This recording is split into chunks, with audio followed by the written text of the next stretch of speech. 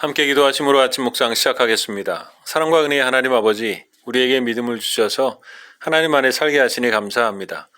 이 일이 얼마나 큰 은혜인지 알게 하여 주셔서 이 세상의 파도에 주눅들지 않고 믿음으로 승리하며 살아가는 우리가 될 수 있도록 도와 주옵소서. 오늘도 우리를 통해 영광 받아 주시기를 원하오며 예수 그리스도의 이름으로 기도하옵나이다. 아멘.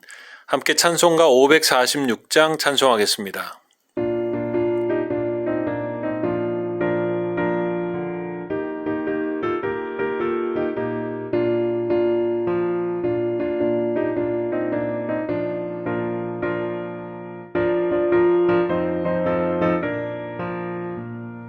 주님 약속하신 말씀 위에서 영원토록 주를 찬송하리라. 소리 높여 주께 영광 돌리며 약속 믿고 굳게 서리라. 굳게 서리 영원하신 말씀 위에 굳게 서리. 말씀 위에 그 말씀 위에 굳게 서리라. 주님 약속하신 말씀 위에서 세상 염려 내게 엄습할 때에 용감하게 힘써 싸워 이기며 약속 믿고 굳게 서리라. 굳게 서리 영원하신 말씀 위에 굳게 서리. 말씀 위에 서리 그 말씀 위에 굳게 서리라.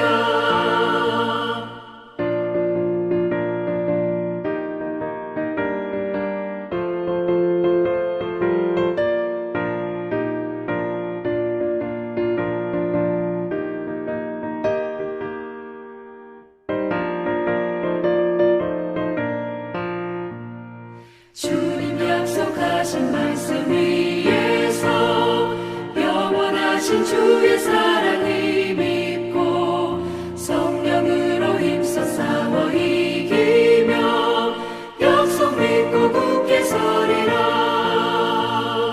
굳게 서리 영원하신 말씀 위에 굳게 서리. 말씀 위에 서리 그 말씀 위에 굳게 서리라. 주님 약속하신 말씀 위에서 성령 인도하는 대로 행하며 주님 품에 항상 안식 얻으며 약속 믿고 굳게 서리라. 약속 믿고 굳게 서리 영원하신 말씀 위에 굳게 서리. 말씀 위에 굳게 서 그 말씀 위에 굳게 서리라. 오늘 우리에게 주시는 하나님의 말씀은 갈라디아서 1장 17절에서 24절의 말씀입니다. 또 나보다 먼저 사도된 자들을 만나려고 예루살렘으로 가지 아니하고 아라비아로 갔다가 다시 다메섹으로 돌아갔노라. 그 후 3년 만에 내가 게바를 방문하려고 예루살렘에 올라가서 그와 함께 15일을 머무는 동안 주의 형제 야고보 외에 다른 사도들을 보지 못하였노라. 보라, 내가 너희에게 쓰는 것은 하나님 앞에서 거짓말이 아니로다. 그 후에 내가 수리아와 길리기아 지방에 이르렀으나 그리스도 안에 있는 유대의 교회들이 나를 얼굴로는 알지 못하고 다만 우리를 박해하던 자가 전에 멸하려던 그 믿음을 지금 전한다 함을 듣고 나로 말미암아 하나님께 영광을 돌리니라. 사람들이 문제를 해결하는 방식에는 직면하는 방식과 회피하는 방식이 있다고 합니다. 어떤 문제가 있을 때 그 문제와 맞닥뜨리고 진실을 회피하지 않고 있는 그대로 받아들여 해결하는 사람이 있는가 반면에 어떤 사람들은 그 문제를 외면하거나 멀리하여서 그냥 미해결 과제로 놔두는 사람들이 있다고 합니다. 심리학자들은 문제를 회피하고 외면하는 것은 후에 더 큰 문제를 일으킬 수 있고 자신이 생각하지 않았거나 싫어하는 방향으로 결론이 날 수 있다고 경고를 합니다. 그래서 문제는 꼭 제대로 직면하고 해결해야 한다고 조언을 하죠. 성경에도 그런 경우들이 있는 것을 보게 됩니다.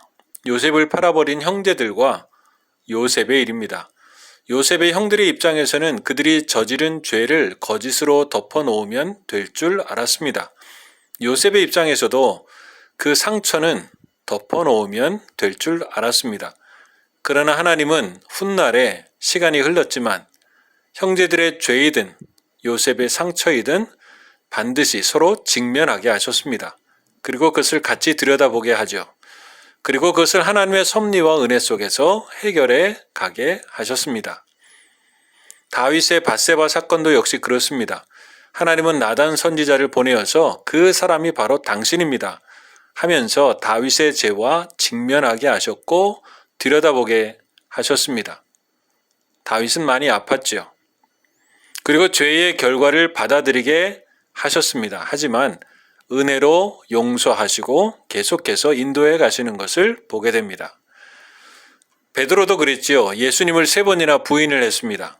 그 순간에 예수님과 눈이 마주쳤지만 회피하고 도망을 갑니다. 그러나 부활하신 주님은 다시 베드로에게 그 문제를 직면하게 하십니다. 모닥불을 피워놓고 내가 나를 사랑하느냐? 그것도 3번이나 물어보십니다. 베드로의 실수와 실패를 직면하게 하신 것이죠. 이것은 베드로를 주눅들고 움츠러들게 하시려는 것이 아니라 죄책감을 주시려는 것이 아니라 오히려 그 반대입니다. 그 문제에 대하여 직면하여 움츠러들지 말고 자유롭게 하시고 거기에서 풀어놓아 해방시키시려는 은혜인 것이죠. 하나님은 우리의 것을 감추어 주시기도 하지만 분명한 것은 그 상처와 죄, 약점과 어려운 것들 속에서 그것에 굴하지 않고 이겨가도록 우리로 직면하게 하시는 것을 보게 됩니다. 그것은 아픈 일이 될 수도 있고 다시 더 큰 상처와 죄책감이 될 수도 있지만 그것을 은혜 가운데 이겨가기를 원하고 계신다라는 것입니다. 감출 것이 아니라 하나님 앞에 드러내어 하나님의 은혜를 구하고 그것을 감당하고 살아가는 것은 우리가 신앙적, 정신적, 또 육체적으로도 건강하게 살아가게 하시는 하나님의 은혜라는 것을 기억할 필요가 있습니다. 그래서 그 은혜를 분명히 바라보며 우리도 역시 그것들을 하나님 앞에 내어놓는 신앙의 용기도 필요한 것입니다. 1907년 평양 대부흥의 사건 역시 그런 맥락에 있습니다. 역사는 1907년에 평양 대부흥의 역사를 이렇게 기록합니다. 평양 장대현교회 장로 길선주의 고백이 기폭제가 되어 일어난 대부흥이다. 길선주 목사님의 숨겨왔던 죄를 직면하고 고백하고 회개하는 일이 대부흥의 시작이 된 것입니다. 직면은 그렇게 중요한 것입니다. 오늘 본문의 말씀을 통해서 사도 바울은 자신의 복음이 사람에게서 나온 것이 아니라 예수 그리스도의 계시로 말미암은 것에 대한 증거를 분명히 보여줄 뿐만 아니라 그가 예수님을 만난 후에 그의 그리스도인으로서의 여정과 사도로 부르심과 훈련의 과정을 말씀해 주고 있습니다. 그 과정과 훈련에서 하나님과의 깊이 있는 만남을 위하여 아라비아로 갑니다. 그리고 다메섹, 예루살렘과 수리아와 길리기아의 여정으로 다녀갑니다. 그것은 오늘 23절의 말씀처럼 문제가 될 수 있는 일이었습니다. 갈라디아서 1장 23절에 보면 다만 우리를 박해하던 자가 전에 멸하려던 그 믿음을 지금 전한다 함을 듣고 라고 이야기합니다. 바울의 편에서 보면 인간적으로 피하고 싶은 곳들이었습니다. 그들을 박해하던 사울이 그들에게 왔기 때문에 그렇습니다. 이제는 그것이 도리어 사도 바울에게 어려움을 당하게 할 수 있는 상황이 되었다라는 것이죠. 다메섹은 정말 그런 곳이었습니다. 예루살렘도 쉽지 않은 곳이죠. 더 어려운 곳입니다. 바울의 친구들이었던 예루살렘에 사는 유대인들에게 바울은 이제 배교자일 뿐입니다. 그래서 스데반처럼 돌로 쳐 죽여도 누가 뭐라고 할 수 없는 일이 벌어질 수 있는 곳이 바로 예루살렘이었죠. 바울은 예루살렘을 피할 수 있었습니다. 그러나 피하지 않습니다. 수리아와 길리기아는 어떻습니까? 그곳을 지나가다 보면 사도 바울의 고향이 있습니다. 사도 바울과 아는 사람들이 많습니다. 어쩌면 그의 친척들과 친구들은 바울이 우리가 알았던 바울이 이제는 아니다. 그는 미쳤어. 라고 오해하고 배척할 수도 있는 곳입니다. 그러나 복음을 알게 된 바울은 그것들을 회피하지 않습니다. 도망친다고 도망칠 수 있는 일도 아니었습니다. 언젠가는 그 문제와 만나게 될 것이고 그 사람들과 만나게 될 것이고 그 장소를 방문해야 합니다. 그리고 그들을 만나지 않고서는 계속해서 사도 바울의 복음은 오해를 받을 수 있을 것입니다. 그래서 사도 바울은 회피하지 않고 도망하지 않고 도리어 찾아간 것입니다. 그리고 그것이 변하여 23절과 24절의 말씀처럼 다만 우리를 박해하던 자가 전에 멸하려던 그 믿음을 지금 전한다 함을 듣고 나로 말미암아 하나님께 영광을 돌리니라. 반전이 일어납니다. 회피하지 않고 맞닥뜨려 직면하게 될 때 문제가 해결되어지는 것을 보게 되고 도리어 하나님 앞에 영광을 돌리고 복음을 전할 수 있는 상황이 되었다라는 것이죠. 어쩌면 그것이 부르심을 받은 자의 길과 과정, 신앙의 길이라고 생각이 되어집니다. 그리고 그 길을 통하여 사도 바울은 하나님의 종, 그리고 우리가 생각하기에 하나님과 복음을 위한 위대한 사도로 다시 태어나고 살아가게 된 것을 보게 됩니다. 우리 인간의 습성에는 회피하고 싶어지는 일들이 많이 있습니다. 여러 가지로 변명을 하지요. 그래서 회피하고 피하는 일들이 많습니다. 시간이 너무 많이 지났어. 혹은 이제 그럴 시간이 없어. 혹은 이제 와서 그것이 무슨 소용이겠느냐. 우리는 그것을 묻어두거나 그래서 반복되는 죄와 실수들을 그냥 내버려 둔 채 살아갈 때가 참 많습니다. 하나님은 요셉과 그 형제들처럼 베드로처럼 다윗처럼 직면하도록 인도하시는데 피하는 것들이 혹여나 우리들 가운데 있지는 않습니까? 미워하는 일들이나 사람들을 여전히 저 마음속 깊은 다락방 속에 넣어놓고 안 그런 척 없었던 것처럼 살아가고 외면하는 일들이 있지는 않은지요. 하나님은 은혜로 그 문제를 인도해 가기를 원하십니다. 바꾸어 가기를 원하십니다. 새롭게 살게 하기를 원하십니다. 우리의 삶을 돌아보고 하나님 앞에서 직면하여 해결해 가므로 새로운 방향으로 나아갈 뿐만 아니라 그 과정들을 통하여 더욱 하나님 앞에 성숙해가는 믿음의 사람들이 되기를 원하시고 계시는 것입니다. 오늘의 어려움들도 회피할 것이 아니라 하나님 앞에 구하고 믿음의 도전과 용기를 가지고 직면하여 살아가기를 원하고 계신다라는 것이죠. 오늘 그 하나님의 원하심을 우리의 심령과 삶에 적용하여서 오히려 피하지 않고 직면하여 승리해가는 우리의 삶이 될 수 있기를 주님의 이름으로 축원합니다. 함께 기도하겠습니다. 사랑과 은혜의 하나님 아버지, 우리에게 주신 신앙에는 하나님을 바라보게 하심으로 주시는 신앙의 용기, 믿음의 용기가 있습니다. 약한 우리로 강하게 하셔서 약점과 상처와 죄악들에 대하여 맞서서 이겨나가 새로운 방향과 하나님의 선하신 인도하심 가운데 살아가는 저희들이 될 수 있도록 인도해 주옵소서. 여러 가지 일에 주저주저하거나 도망하거나 회피하지 않도록 인도해 주시옵소서. 코로나로 인하여 어려운 하나님의 백성들을 오늘도 지키시고 인도해 주시기를 원하오며 예수 그리스도의 이름으로 기도하오나이다. 아멘. 하늘에 계신 우리 아버지, 아버지의 이름을 거룩하게 하시며 아버지의 나라가 오게 하시며 아버지의 뜻이 하늘에서와 같이 땅에서도 이루어지게 하소서. 오늘 우리에게 일용할 양식을 주시고 우리가 우리에게 잘못한 사람을 용서하여 준 것 같이 우리 죄를 용서하여 주시고 우리를 시험에 빠지지 않게 하시고 악에서 구하소서. 나라와 권능과 영광이 영원히 아버지의 것입니다. 아멘.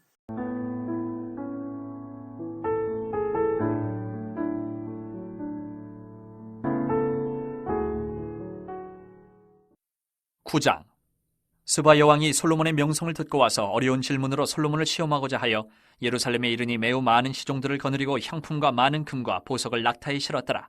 그가 솔로몬에게 나와 자기 마음에 있는 것을 다 말하며 솔로몬이 그가 묻는 말에 다 대답하였으니 솔로몬이 몰라서 대답하지 못한 것이 없었더라. 스바 여왕이 솔로몬의 지혜와 그가 건축한 궁과 그의 상의 음식물과 그의 신하들의 좌석과 그의 신하들이 도열한 것과 그들의 공복과 술관원들과 그들의 공복과 여호와의 전에 올라가는 층계를 보고 정신이 황홀하여 왕께 말하되 내가 내 나라에서 당신의 행위와 당신의 지혜에 대하여 들은 소문이 진실하도다. 내가 그 말들을 믿지 아니하였더니 이제 와서 본즉 당신의 지혜가 크다 한 말이 그 절반도 못되니 당신은 내가 들은 소문보다 더하도다. 복되도다 당신의 사람들이여, 복되도다 당신의 이 신하들이여, 항상 당신 앞에 서서 당신의 지혜를 들음이로다. 당신의 하나님 여호와를 송축할지로다. 하나님이 당신을 기뻐하시고 그 자리에 올리사 당신의 하나님 여호와를 위하여 왕이 되게 하셨도다. 당신의 하나님이 이스라엘을 사랑하사 영원히 견고하게 하시려고 당신을 세워 그들의 왕으로 삼아 정의와 공의를 행하게 하셨도다 하고, 이에 그가 금 120달란트와 매우 많은 향품과 보석을 왕께 드렸으니 스바 여왕이 솔로몬 왕께 드린 향품 같은 것이 전에는 없었더라. 후람의 신하들과 솔로몬의 신하들도 오빌에서 금을 치러 올 때에 백단목과 보석을 가져온지라. 왕이 백단목으로 여호와의 전과 왕궁의 층대를 만들고 또 노래하는 자들을 위하여 수금과 비파를 만들었으니 이 같은 것들은 유다 땅에서 전에는 보지 못하였더라. 솔로몬 왕이 스바 여왕이 가져온 대로 답례하고 그 외에 또 그의 소원대로 구하는 것을 모두 주니 이에 그가 그의 신하들과 더불어 본국으로 돌아갔더라. 솔로몬의 세입금의 무게가 금 666달란트요. 그 외에 또 무역상과 객상들이 가져온 것이 있고 아라비아 왕들과 그 나라 방백들도 금과 은을 솔로몬에게 가져온지라. 솔로몬 왕이 쳐서 느린 금으로 큰 방패 200개를 만들었으니 방패 하나에 든 금이 600세겔이며 또 쳐서 느린 금으로 작은 방패 300개를 만들었으니 방패 하나에 든 금이 300세겔이라. 왕이 이것들을 레바논 나무 궁에 두었더라. 왕이 또 상하로 큰 보좌를 만들고 순금으로 입혔으니 그 보좌에는 6층계와 금발판이 있어 보좌와 이어졌고 앉는 자리 양쪽에는 팔걸이가 있고 팔걸이 곁에는 사자가 하나씩 섰으며 또 12사자가 있어 그 6층계 양쪽에 섰으니 어떤 나라에도 이같이 만든 것이 없었더라. 솔로몬 왕이 마시는 그릇은 다 금이요 레바논 나무 궁의 그릇들도 다 순금이라. 솔로몬의 시대에 은을 귀하게 여기지 아니함은 왕의 배들이 후람의 종들과 함께 다시스로 다니며 그 배들이 3년에 1차씩 다시스의 금과 은과 상아와 원숭이와 공작을 치러 옴이더라. 솔로몬 왕의 재산과 지혜가 천하의 모든 왕들보다 큰지라. 천하의 열왕이 하나님께서 솔로몬의 마음에 주신 지혜를 들으며 그의 얼굴을 보기 원하여 각기 예물을 가지고 왔으니 곧 은그릇과 금그릇과 의복과 갑옷과 향품과 말과 노새라. 해마다 정한 수가 있었더라. 솔로몬의 병거 매는 말의 외양간은 4천이요 마병은 12,000명이라. 병거 성에도 두고 예루살렘 왕에게도 두었으며 솔로몬이 유브라데 강에서부터 블레셋 땅과 애굽 지경까지의 모든 왕을 다스렸으며 왕이 예루살렘에서 은을 돌같이 흔하게 하고 백향목을 평지에 뽕나무같이 많게 하였더라. 솔로몬을 위하여 애국과 각국에서 말들을 가져왔더라.